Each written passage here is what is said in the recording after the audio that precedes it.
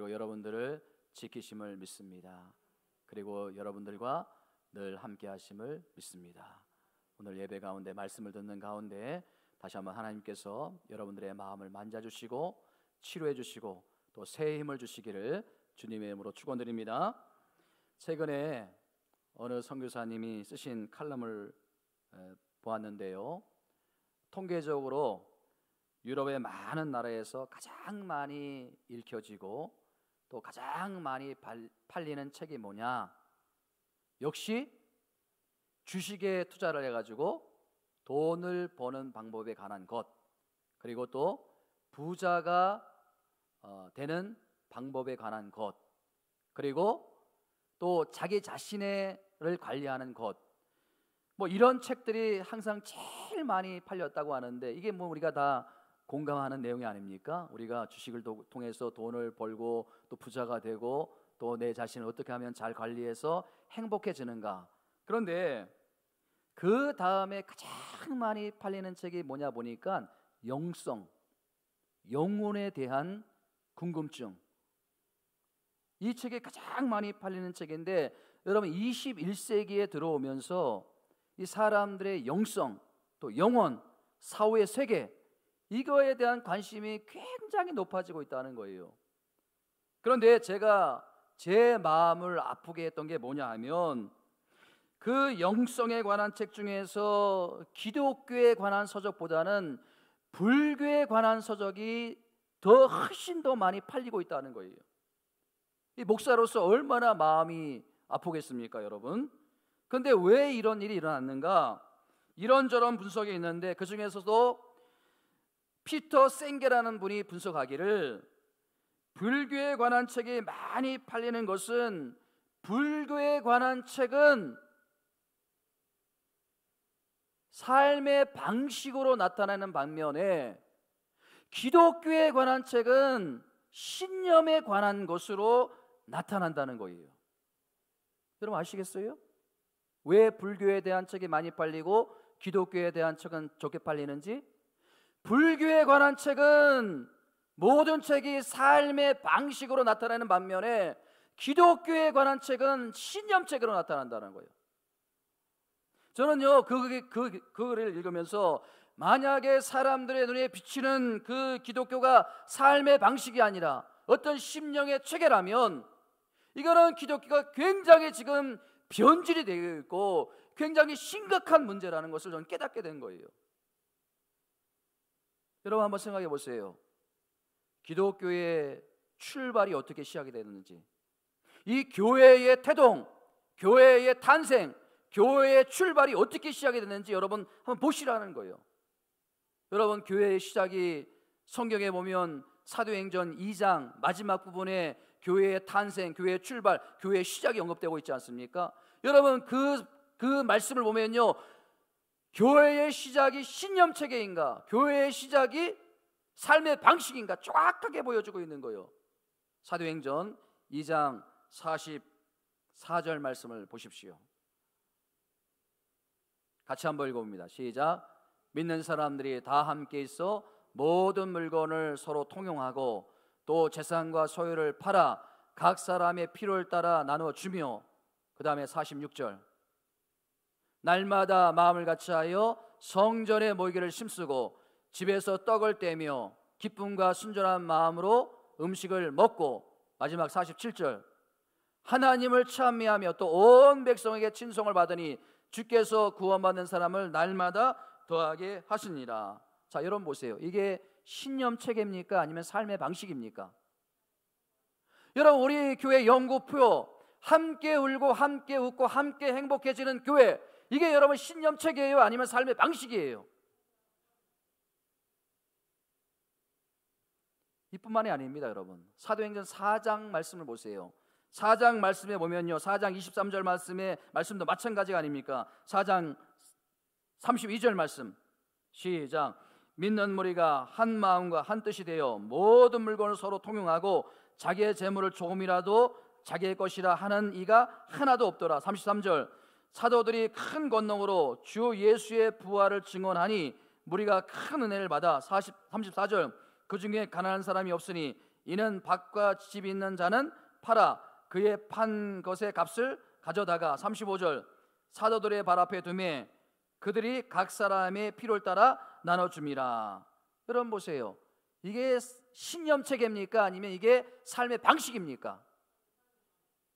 여러분 초대교회 그 성도님들도요 우리와 똑같이 전도를 많이 했어요. 여러분 33절 말씀해 보시면요 사도들이 권능으로 주 예수의 부활을 증언하니 전도했다는 말 아닙니까? 복음을 전했다는 말 아닙니까? 물론 우리처럼 전도지를 가지고 그렇게 체계적으로 전도를 했겠지만 사도행전 2장과 사도행전 4장에서 말씀에서 우리가 느껴지는 게 뭐예요? 느껴지는 게 뭐예요 여러분? 그들이 복음을 증거하는 것은 우리처럼 입으로 혹은 전도지로 한 것이 아니고 그들은 삶의 방식을 보여줬다는 거예요. 삶의 방식으로 전도했다는 거예요. 삶의 방식으로. 그러니까 여러분 어떤 신념 체계가 아니라 초대교회 성도님들의 새로운 삶의 방식이 그 당시에 많은 사람들에게 신선한 충격을 줬다는 거예요.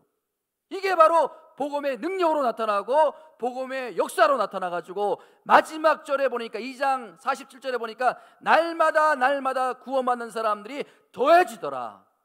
할렐루야. 여러분 오늘 이런 시점에서 본다면 오늘 한국 교회는 정말 심각한 이 본질에서 참 많이 벗어나고 있다는 생각이 들지 않습니까? 다음 주 주일에 이제 우리 교회가 새생명 전도 주일을 기도하면서 준비하고 있는데요. 여러분 어떻습니까? 전도가 쉬워요, 어려워요? 대답을 안 하는 거 보니까 굉장히 쉬운 모양이네요. 다음 주에 어디 보겠습니다. 한 번씩 다 데려오신 걸 제가 보여요. 전도가 쉬워요, 어려워요? 다시 한번 전도가 쉬워요, 어려워요? 한 영혼을 전도하기 위해서 여러분 우리가 많은 공을 들이고 정말 공을 들이지만 전도가 얼마나 어려운지 몰라요. 여러분 전도하다 보면요 종종 이런 질문에 직면하지 않습니까? 진짜 하나님이 살아계시느냐? 진짜 천국과 지옥이 있느냐? 그걸 어떻게 믿느냐? 여러분 우리가 이런 질문에 직면할 때 우리가 어떻게 답변할 수 있겠습니까? 어떻게 답변할 수 있겠습니까? 왜 못 믿는데? 나를 봐도 모르겠어? 내가 이렇게 달라졌는데 네가 나를 보는데 하나님이 없다고 부인할 수 있겠어? 이게 뭐예요 여러분? 삶의 방식으로의 전도예요. 내가 이렇게 달라졌어. 내가 과거에는 그렇게 절망적인 삶을 살았는데 우울증에 걸려 살았는데 내가 이렇게 달라지지 않았어. 나를 보고도 네가 못 믿냐? 이게 여러분 삶의 방식으로의 전도예요. 근데 우리 기독교는 이게 너무 지금 약해져 있다는 거 아닙니까? 여러분 교회 하면요 이 교자가 한문으로 어떤 교자예요? 가르칠 교자예요. 여러분 이 기독교만큼 많이 가르치는 종교가 있습니까? 제자 훈련, 성경 공부, 새벽 예배, 수요 예배, 금요 기도회, 주일 일부 예배, 오후 예배, 심지어는 또 구역 예배. 세상에 여러분 기독교만큼 많이 가르치는 종교가 없어요. 그런데 여러분 이렇게 많이 가르치는데 많이 지식을 전달하는데 삶으로 새로운 방식으로 그것이 나가지도 않더라는 거예요. 정말 여러분 말은 많이 해요. 이론은 얼마나 좋습니까? 원수를 사랑하라, 원수를 위해서 기도하라. 그래서 여러분 예수 믿는 사람들이 물에 빠지면 뭐만 둥둥 뜬다고 합니까? 네, 입만 둥둥 뜬다고 해요. 근데 요즘 버전은 좀 달라졌어요. 예수 믿는 사람들이 물에 빠지면요 입이 떠 있다가 금방 물속으로 들어간대요. 왜? 그 사이를 못 참고 물고기와 대화를 나눈다고. 네? 그 사이를 못 참고. 이게 뭐예요? 말만 잘하는 사람들을 비꼬는 말이 아닙니까? 말만 잘하는 이 기독교인들을 비꼬는 말이 아닙니까? 여러분 아무리 이론이 훌륭해도요 그것이 실험으로 검증되지 않고 그것이 어떤 결과물로 나타나지 않으면 아무런 의미가 없는 거예요. 여러분, 이 기독교가 아무리 좋은 신념을 갖고 있어도 그것이 여러분 삶을 변화시키지 못하고 인격을 변화시키지 못하고 그것이 우리의 성품을 만들어내지 못하면 그 아무리 좋은 신념체계도 아무런 의미가 없는 거예요. 아무런 쓸모가 없는 거예요. 아무런 가치가 없는 거예요. 그래서 저는 오늘 본문의 말씀을 가지고 우리 교회가 더 이상의 신념체계가 아니라, 이 기독교가 신념체계가 아니라, 이 공동체가 신념체계가 아니라, 이제 이 기독교가 우리 공동체가 삶의 방식으로 변화되기 위해서, 삶의 방식으로 새로워지기 위해서 어떤 것이 필요한가? 제가 세 가지만 말씀드리려고 합니다. 자, 첫 번째 뭐냐면요, 주 안에서 하나됨을 지향하는 공동체가 되어야 된다는 거예요. 주 안에서 하나됨의 공동체, 하나됨을 지향하는 공동체. 여러분, 이 시대는요, 오늘날 이 시대는요, 두 영적 소용돌이 시대에서 살고 있는 거예요. 하나는 뭐예요? 한쪽은 미워하고 싸우는 역사예요. 한쪽은 사랑하고 하나 되는 역사예요. 이 싸우고 분열되는 역사는요, 마귀의 역사예요. 그러나 사랑하고 하나 되는 역사는요, 하나님의 역사, 성령의 역사예요. 여러분, 개인이나 가정이나 교회든 나라든 마찬가지예요. 갈라지고 싸우는 그 영적 뿌리에 뭐가 있느냐? 여러분, 지금 이 나라, 이 민족이 세상에 나라도 크지 않고 또 인구도 얼마 되지 않는데 왜 이렇게 싸우는지 모르겠어요. 무슨 진보니 무슨 보수니 무슨 당인이 해가지고요, 패가 갈라져가지고요, 나라가 반쪽이 돼가지고요, 왜 이렇게 싸우는지 몰랐어요. 이게 무슨 백성을 위하는 길인지, 이게 국민을 위하는 길인지 저는 도무지 알 수가 없어요. 그 배후에 도대체 뭐가 있냐는 거예요. 배후에 마귀의 역사예요, 여러분. 여러분, 우리가 어렸을 때 우리 부모님들이 자녀들에게 가르친 게 뭐예요? 제발 싸우지 말고, 형제들끼리 제발 싸우지 말고 사랑으로 하나 되라. 그렇게 수도 없이 우리 부모님들이 가르치는데 나이 들어가지고 전부 다 부모님들이 싸우고 이혼해요. 그리고 전부 다 뭐예요? 우리 어른들이 지금 싸움박질하고 있어요. 지금 정치인들이 지금 다 싸우고 있어요. 그렇게 학교에서 선생님들이 아이들에게 싸우지 말고 하나 되라, 부모님들이 싸우고 하나 되라 그렇게 했는데 이게 뭘로 도대체 설명할 수 있겠습니까? 설명이 안 되는 거예요, 여러분. 배운 사람들이 더 싸워요. 사랑을 설교하는 성취자들이 더 싸워요. 도대체 이것을 무엇으로 여러분 설명할 수 있어요? 사람 배후에서 역사하는 악한 영이 있다는 거예요. 그걸 우리가 인지해야 돼. 그걸 우리가 분별해야 된다는 거예요, 여러분. 여러분, 이 미워하고 싸우는 사람들의 눈을 보면요, 그 눈이 굉장히 무섭고 매서워요. 이 사랑으로 바라보는 눈과 그리고 이 마음의 미움을 가지고 적대심을 가지고 바라보는 눈은 완전히 다른 거예요. 그 북한 이야기를 한번 하면요, 그 북한이 처음으로 올림픽에 참여한 적이 1972년이거든요. 메넨 올림픽에 참여했거든요. 그런데 그때 그 사격을 해가지고 금메달을 딴 이호준 선수라고 북한 선수가 있어요.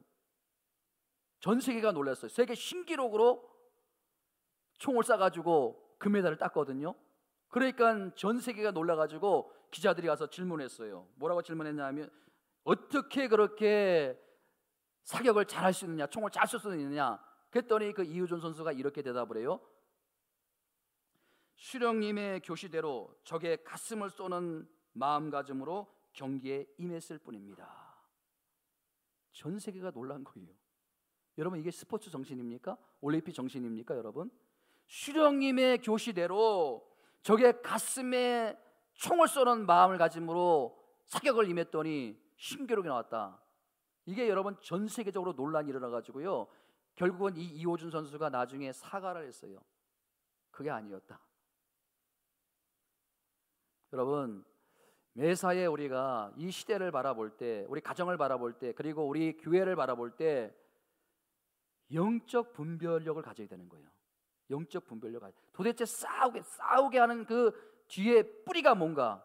자, 여러분, 에베소서 6장 12절 말씀 같이 한번 읽어봅니다. 에베소 6장 12절 말씀 시작. 우리의 씨름은 혈과 육을 상대하는 것이 아니요 통치자들과 권세자들과 이 어둠의 세상 주관자들과 하늘에 있는 악한 영들을 상대함이라. 우리의 싸움의 대상 누구라고요? 우리끼리 싸우면 안 된다는 거요. 예? 우리 인간들끼리 서로 싸우면 안 된다는 거요. 우리 인간들을 싸우게 하는 그 배후에 있는 악한 영들과 우리가 싸우라는 거예요. 그 악한 영들이 무엇인가를 깨달으라는 거예요. 이거를 분별하지 못하면요, 나중에 그냥 싸우고 나중에 갈라지고 그래가지고 나중에 다 후회하는 거 아닙니까? 다 아쉬워하는 거 아닙니까? 여러분, 싸우고 난 다음에, 분열하고 난 다음에, 헤어지고 난 다음에 너무 잘했다, 행복해하는 사람은 다 아쉬워해요. 그때 싸우지 말걸, 그때 참을걸, 그때 기도할걸. 여러분, 오늘 본문 2장 19절 말씀도 보세요. 2장 19절 말씀 시작. 그러므로 이제는 너희는 외인도 아니요 나그네도 아니요 오직 성도들과 동일한 시민이요 하나님의 권속이라. 여러분, 이 예배소 교회, 유대인들과 이방인들이 함께 신앙생활하는 곳이 바로 이 예배소 교회였어요. 그런데 이 예배소 교회에서 하나가 되지 않는 거예요. 여러분, 이 유대인들이 이방인들을 향해서 뭐라고 말했냐면, 너희들은 인간도 아니다. 너희들은 지옥의 땔감으로, 지옥의 불쏘시개로 하나님께서 우리에게 주신 것이다. 그러니 여러분, 하나가 될 수 있겠습니까? 바울이 바로 이 부분을 지적하고 있는 거예요. 그러면서 자격이 없는 이방인들이지만 그들은 더 이상 외인도 아니요 나그네도 아니요 이제 우리가 동일한 천국 시민이요 하나님의 권속이요 하나님의 가족 공동체이다. 유대인들과 이방인들이 한 교인이 된 거예요. 저는요, 오늘 우리에게 이것을 한번 적용해 보고자 합니다.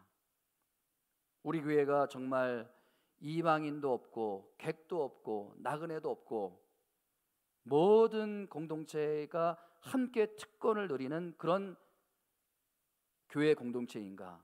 저는 아니라고 생각합니다. 아직도 멀었다고 생각합니다. 여러분, 그렇기 때문에 우리 교회의 가장 중요한 과제는 뭐냐면요, 하나됨이에요. 따라합니다. 하나됨이에요. 하나됨. 예? 저와 여러분들이 이 교회를 섬기는 끝까지 가장 중요한 과제는요, 하나됨이에요. 하나됨.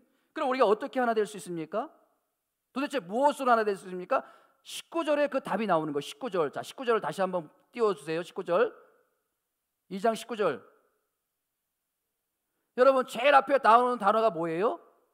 그러므로라는 단어가 이게 굉장히 중요한 접수사인데, 이 그러므로가 도대체 무엇을 받는 접수사인가? 2장 1절 말씀을 받는 그러므로예요. 여러분, 에베소 2장 1절 말씀이 뭐가 나옵니까? 같이 한번 읽어보겠습니다. 시작. 그가 허물과 죄로 죽었던 너희를 살리셨도다. 예수 그리스도께서 허물과 죄로 죽었던 너희를 살리셨도다. 그러므로 너희가 어떻게 하나 될 수 없으며 어떻게 용서할 수 없으며 그 말을 하는 거 아닙니까, 여러분? 여러분, 2장 13절 말씀도 같은 말씀을 반복하고 있는 거예요. 자, 2장 13절 말씀 같이 한번 보겠습니다. 시작. 이제는 전에 멀리 있던 너희가 그리스도 예수 안에서 그리스도의 피로 가까워졌느니라. 전에 멀리 있던 너희가 누구예요? 이방인이에요. 이방인과 유대인들이 어떻게 하나 될 수 있는가? 물과 기름의 관계인데 어떻게 하나 될 수 있는가? 예수 안에서, 예수 그리스도의 피로, 십자가의 피로 하나 될 수 있다는 거예요. 사랑하는 성도 여러분, 우리가 다 달라요. 성격도 달라요. 직업도 달라요. 신분도 달라요. 처해진 환경도 달라요. 우리가 어떻게 하나 될 수 있다고요? 예수 안에서, 예수 그리스도의 피로 하나 될 수 있음을 믿으시기 바랍니다. 여러분, 슈바이저 박사가 아주 유명한 말을 남겼어요. 무슨 말을 남겼냐 하면요, 이단 말을 많이 하는데 가장 무서운 이단이 뭐냐? 슈바이저 박사가 이단 너희들이 말을 하는데, 기독교인들이 말을 하는데 가장 무서운 이단이 뭐냐? 사랑이 없는 기독교, 하나 되지 못하는 기독교. 이게 가장 무서운 이단이라는 거예요. 네? 여러분, 우리가 함부로 이단 말을 하면 안 돼요. 교회가 사랑이 없으면 이단이에요. 교회가 하나 되지 못하면 이단이라는 거예요. 여러분, 예수님께서 이제 십자가를 앞에 놓으시고요, 제자들을 위해서 마지막 기도를 해주시는 장면이 요한복음 17장에 나옵니다. 요한복음 17장에 보면요, 예수님이 제자들을 위해서 기도할 때 제일 많이 기도했던 게 뭔지 아십니까? 하나님, 내가 키워낸 제자들 능력받게 해주시길 원합니다. 큰 일을 행하길 원하십니다. 그게 아니었어요. 예수님이 제자들 위해서 기도했던 거 딱 한 가지예요. 딱 한 가지 놓고 집중적으로 기도하셨어요. 그게 뭔지 아십니까? 하나님, 제발 제자들이 하나가 되게 해주십시오. 하나가 되게 해주십시오. 다른 기도하지 않으셨어요. 이거를 집중적으로 기도하셨어요. 이 목사의 기도도 하나예요, 여러분.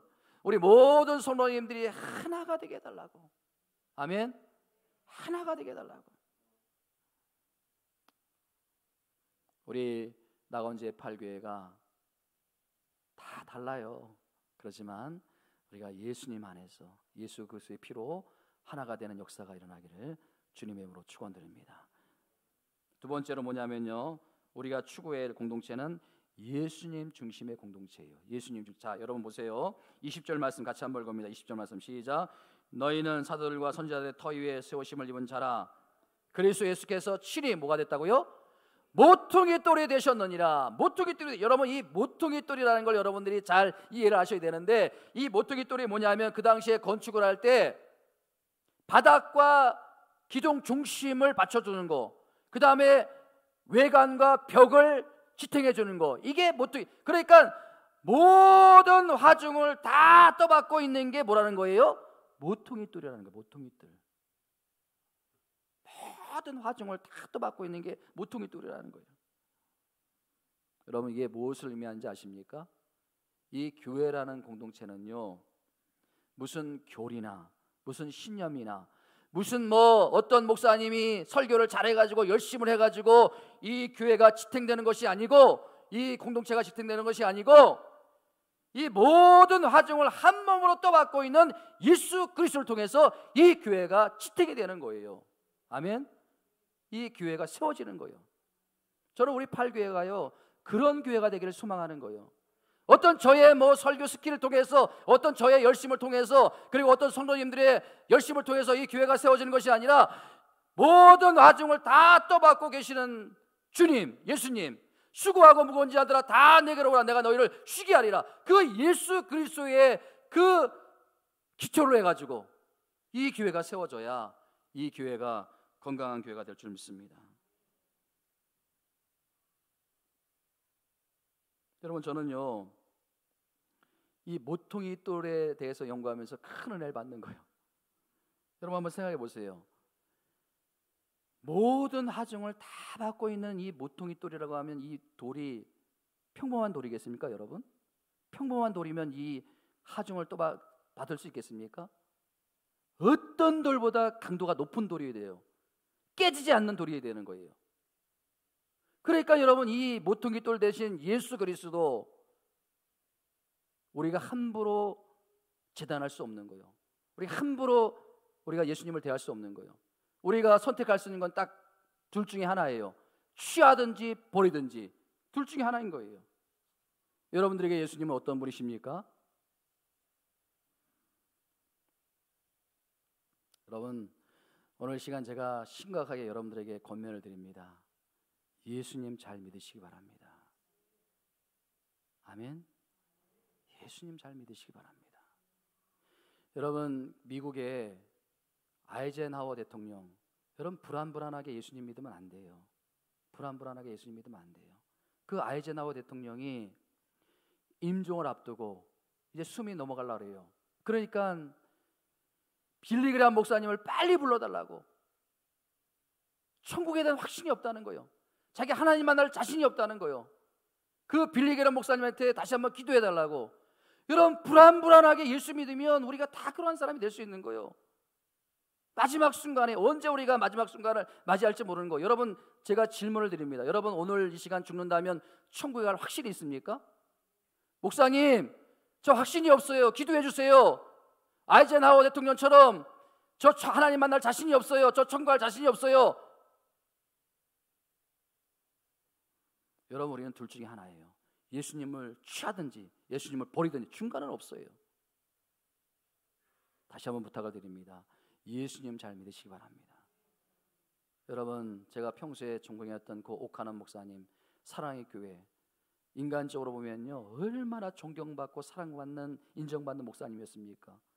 그런데 마지막 이제 70세 좀 넘으셔가지고 폐암 말기가 돼가지고 서울대 병원에 입원하셔가지고 많은 사람들이 병문안 갔는데 병문안 오는 사람들에게 딱 한마디 하셨대요.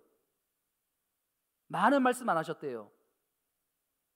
얼마든지 좋은 의료진 불러가지고 얼마든지 좋은 수술 받고 얼마든지 좋은 의료 행위를 할 수 있는데 다 거부하셨대요. 나 인공호흡기 끼 하지 말라. 더 이상 의료 행위, 치료 행위 하지 말라. 그러면서 하시는 말씀이, 병문안 오는 사람들에게 하시는 말씀이, 나 예수님 너무너무 보고 싶다. 나 예수님 빨리 보고 싶다. 저는 이게 너무 마음에 와닿는 거예요.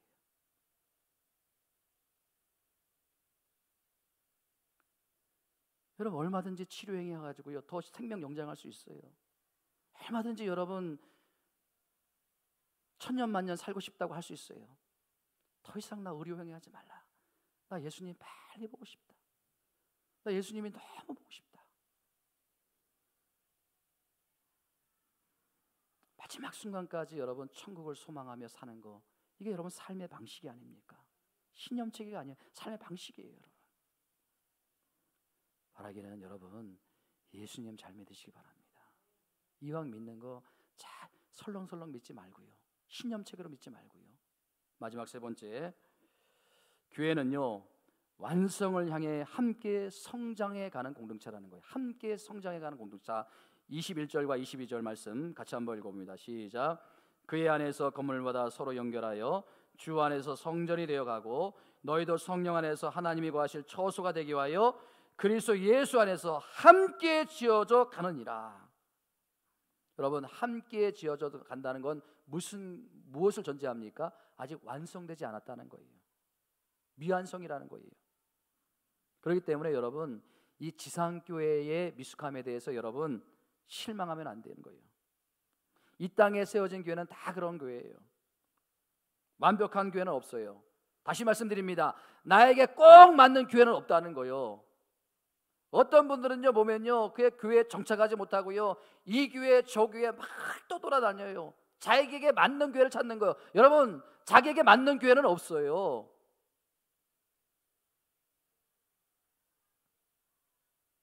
여러분, 교회의 문제일까요? 아니면 옮겨 다니는 그분의 문제일까요?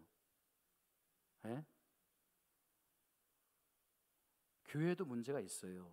그러나 그 교회의 부족함에 적응 못하는 미숙함의 문제는 나에게 있는 거예요. 그 미숙함에 대해서 부끄러워야 되는 거예요. 나에게 맞는 교회 가보세요. 그것도 안 맞아요. 가보세요. 또 안 맞아요. 불편함이 있어요. 여러분, 이 목사가 내세울 거 뭐가 있어요? 아무것도, 저 내세울 게 아무것도 없어요. 여러분, 저를 믿으면 실망할 수밖에 없어요. 이 목사의 연약함을 알고 이 목사의 연약함을 인정할 때 시험에 안 빠지는 거예요.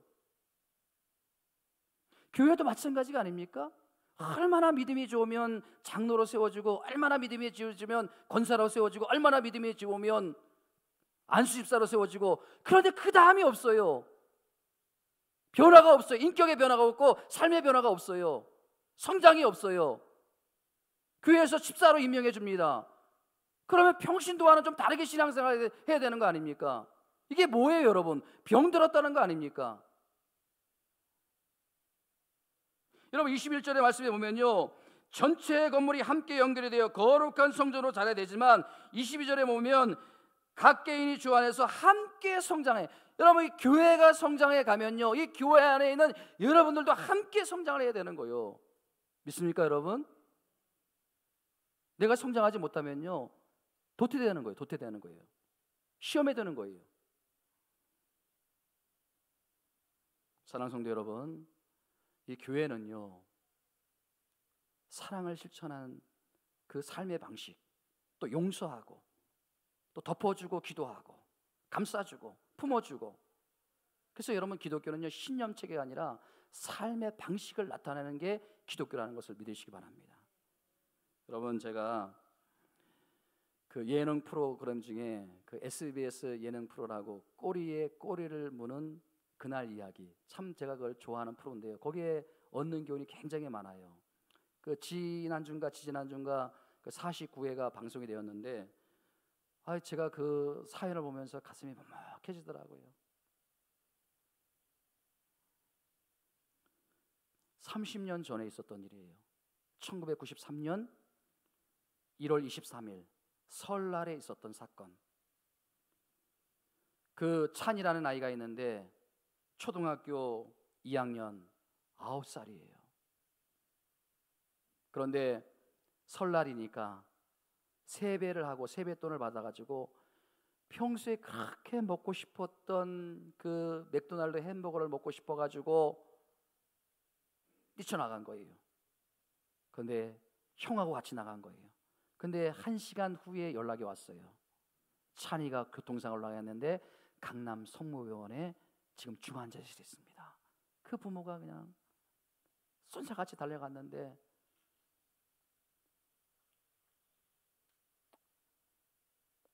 깨어나지 못한 거예요.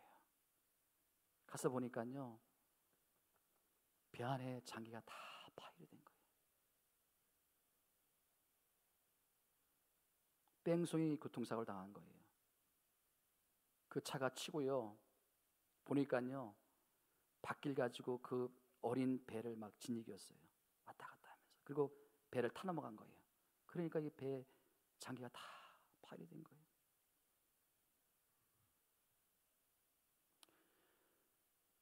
경찰이 수사에 들어갔는데 아무런 증거가 없어요.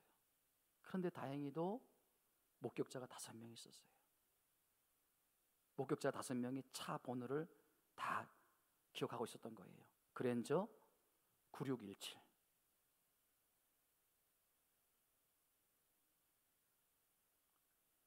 그래가지고요 전국의 차를 다 조사를 했는데 7대가 나왔어요. 7대. 그 앞에 숫자 이렇게 계산해가지고 7대가. 그래가지고 수사에 들어갔는데 알리바이가 다 있는 거예요. 그래가지고 영구 미제로 남을 사건이었는데, 어느 강력계 형사가 너무 안타까우니까, 그 어린 찬이가 9살에 그런 끔찍한 사고를 당하니까 너무 안타까우니까 자기가 수사를 해보겠다고 그러면서 수사를 하는데, 기가 막히게 막 그게 어떤 아이디어가 떠올라가지고요 1년 만에 그 범인을 검거했는데, 그 범인이 누구였냐면 군인이었어요. 군인이었어요. 그 차주의 아들, 셋째 아들. 여러분, 현장 검증을 하는데 그 엄마가 오열을 하는데 제가 막 눈물이 나더라고요. 얼마나 1년 전에 여러분 그 끔찍한 사고를 당해서 죽었는데 1년 동안 얼마나 그 범인을 잡고 싶었겠어요. 여러분 같으면 그 뺑소니 범인을 용서할 수 있겠습니까? 저는요 용서할 수가 없을 것 같아요. 어떻게 용서가 됩니까, 여러분? 아이를 치고 그 아이에게 조치를 취하고 즉시 와가지고 너무 잘못했다고 용서를 빌어도 용서할까 말까 한데 세상에 도망가 버렸어요. 1년 뒤에 붙잡히는 과정 속에서도요 부인하는 거예요. 자기는 죽이지 않았다. 자기는 차를 몰지 않았다. 용서할 수 있습니까? 절대 용서 못해요. 용서할 수가 없는 상황 아닙니까? 더 화가 나는 것은요, 재판을 했는데 형량이 1년 6개월 나왔어요. 1년 6개월. 여러분, 뺑소니 하면요 최소 5년 이상, 그리고 무기징역, 그리고 사형이에요.